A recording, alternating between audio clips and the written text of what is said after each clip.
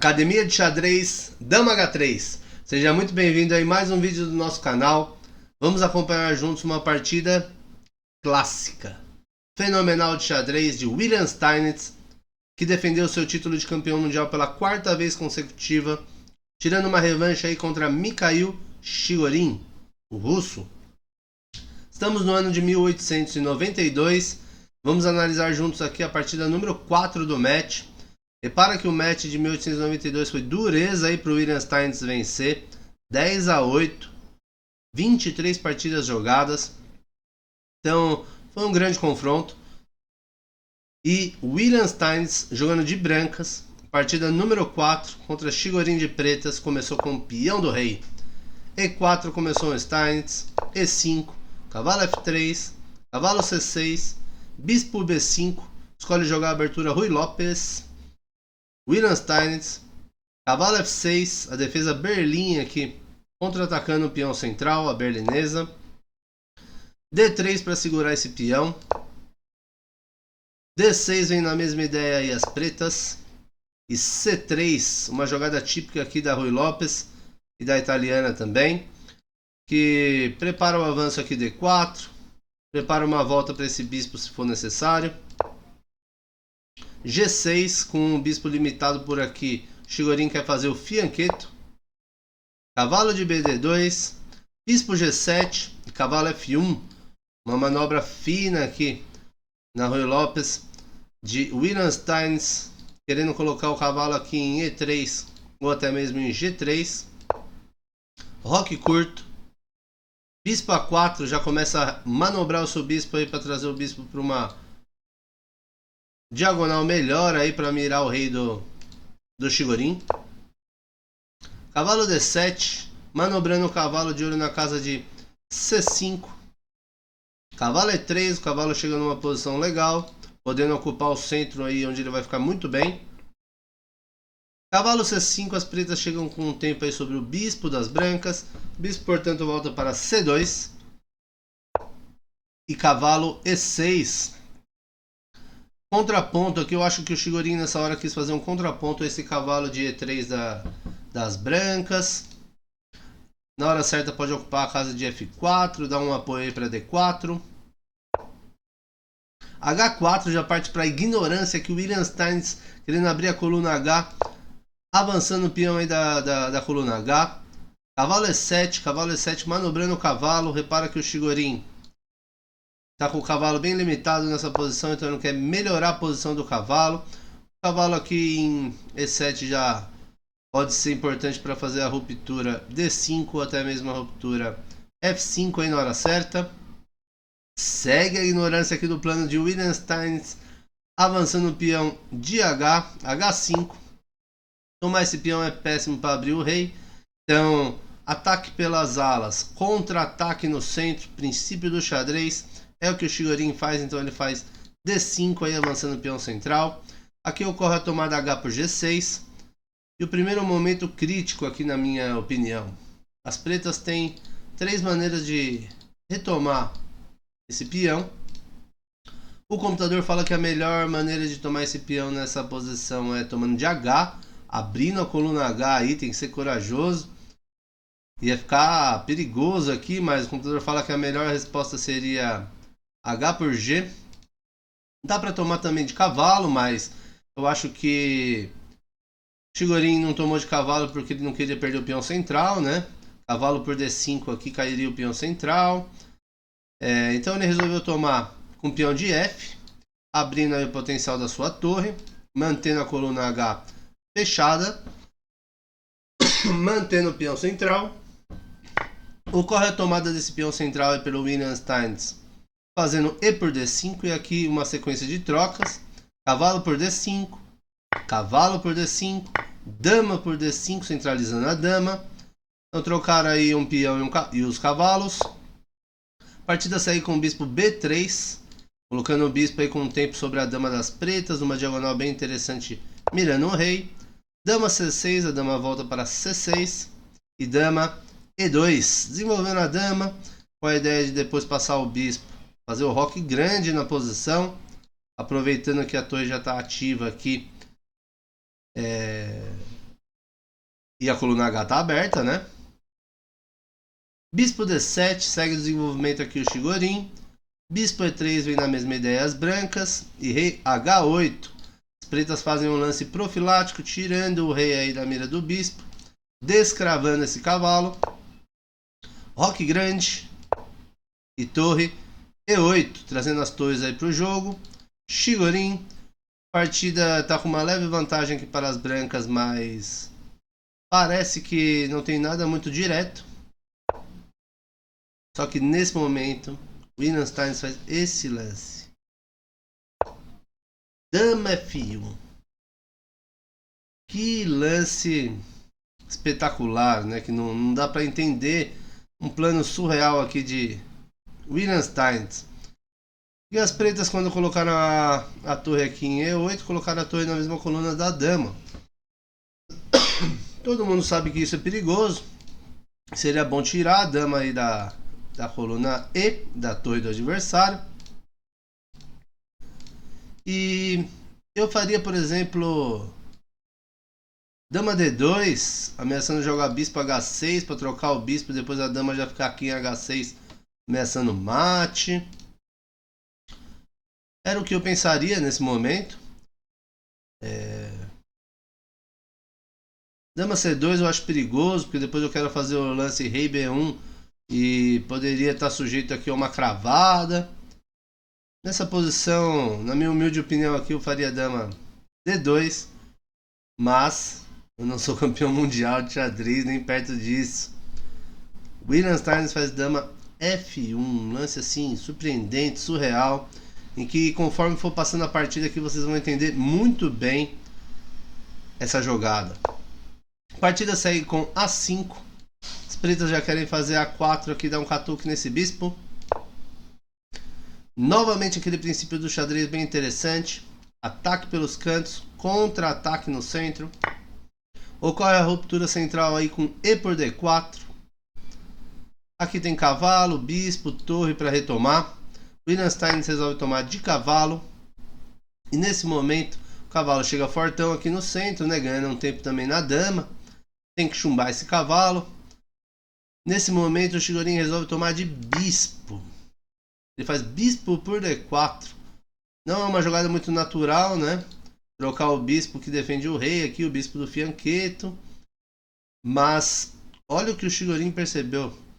Se ele tomasse de cavalo, levava mate. Mate em 4 nessa posição. Olha como a barrinha já explode para as brancas.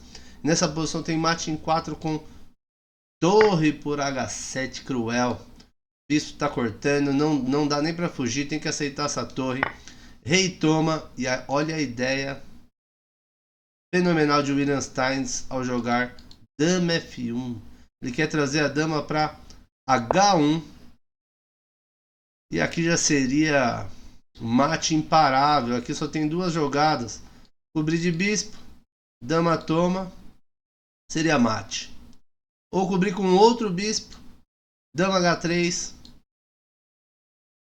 seria mate em 2, né? Eu só teria que entregar o outro bispo depois. Então aqui não tem mais jeito. Aqui é entregar os 2 bispos para levar mate. Não tem outra possibilidade, então o mate chegaria de maneira forçada. E olha como faz todo o sentido do mundo a dama em F1, né? Aquela jogada do Steins enigmática.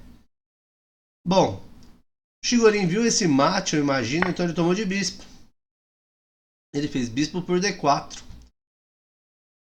Aqui qualquer jogador normal tomaria o bispo aqui com o próprio bispo. Bispo por D4.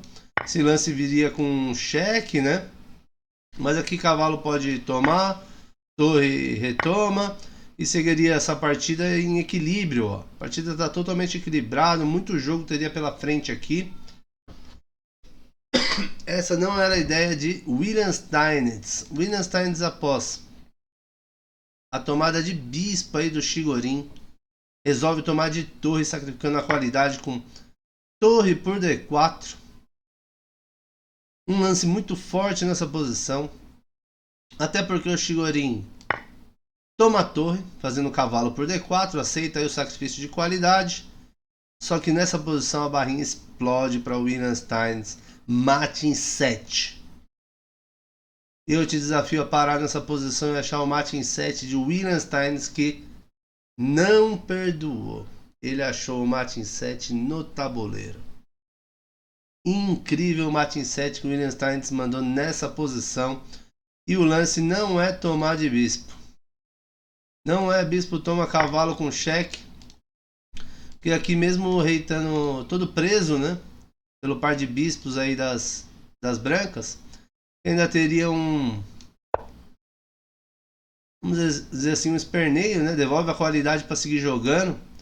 Um torre F6 aqui para cobrir o rei. A dama defende a torre. E as brancas ficariam melhor nessa posição, só que perderia aquele mate espetacular e devolve a qualidade e segue o baile. Vamos seguir jogando, né? Ainda teriam algumas possibilidades. Mas não foi isso que o William Steins fez. Não tomou esse cavalo com cheque. Ele achou o mate em 7. Cruel nessa posição que começa com torre por H7. Não tem outra jogada a não ser tomar essa torre. O rei é obrigado a tomar. Rei por H7. Dama H1. Olha como que aquela jogada de dama F1 para puxar dama para H1 faz todo sentido em muitas variantes. Uma jogada espetacular aí que o computador considera uma imprecisão, um erro. Eu considero uma jogada humana espetacular. Dama H1 cheque. Única casa aí para esse rei fugir é a casa de G7, né? Não tem outra possibilidade. É o que o Chigorin faz. E novamente aqui o que você faria? Tomaria o cavalo com cheque? Era o que eu faria, por exemplo. Seria uma boa jogada, manteria aí a vantagem, mas perderia aquele mate fenomenal e a partida continuaria. Uma vantagem para as brancas, mas lembrando que as brancas sacrificaram a qualidade. Se as pretas conseguissem ativar e coordenar bem todas as suas peças, ainda a partida seguiria difícil. Mas William Steins manda outro lance espetacular. Ao invés de tomar o cavalo com cheque, ele faz bispo H6, trazendo o bispo para o ataque. Repara que não tem essa casa, teria que fugir para cá. Aqui já está caindo a torre, que é a única possibilidade, falar a verdade, né? Tem que fugir para F6, né? Porque se voltar o rei aqui para H7 ou H8, vai se colocar num descoberto aí da dama e vai acabar levando mate do mesmo jeito, né? Aqui dama, o bispo toma a torre com cheque descoberto e aqui já era, né? É mate. Bispo pega aqui e a dama pega a coluna H, né? Então não tem outra possibilidade após o bispo H6 aí para as pretas fugir para F6. William Steins sai com dama H4, perseguindo esse rei. Esse rei já está correndo de maneira desesperada pelo centro do tabuleiro, pedindo ajuda para todo mundo e ninguém ajuda. Repara que nessa posição, após o lance dama H4, esse rei só tem duas possibilidades: ou fugir para F5 ou fugir para E5. Qualquer uma das duas você leva mate, não tem mais como se defender nessa posição. Chigorin fugiu para E5, mas se ele foge para F5 aqui, dama F4 é mate em 1, acaba a partida na hora. Então Chigorin ainda seguiu jogando com o rei E5. Só agora, depois de muitos lances do cavalo tomar a torre do William Steins, que ele retoma esse cavalo com cheque, fazendo dama por D4. E nessa posição o russo Mikhail Chigorin abandonou, até porque o rei só tem uma casa para fugir, a casa de F5, e o mate está chegando com dama F4 de maneira imparável. Que partida espetacular, que mate em 7. Após o cavalo toma a torre, que o William Steins achou no tabuleiro, hein? Olhando aqui na engine é fácil, mas após você perder sua torre, ó, com cavalo por D4, não retomar de maneira imediata, partir para a sequência de mate em 7 forçada nessa posição, foi brilhante. A ideia de passar a dama para F1 para depois vir para H1 para sacrificar a torre. William Stein já tinha visto tudo isso lá atrás, por isso que ele fez dama F1, também foi espetacular. Então, se você gostou de mais uma partida aí valendo pelo Campeonato Mundial de Xadrez, dá um like aí pra gente, se inscreve no canal, se você gosta de acompanhar xadrez. Fiquem todos com Deus. Até a próximo vídeo. Valeu!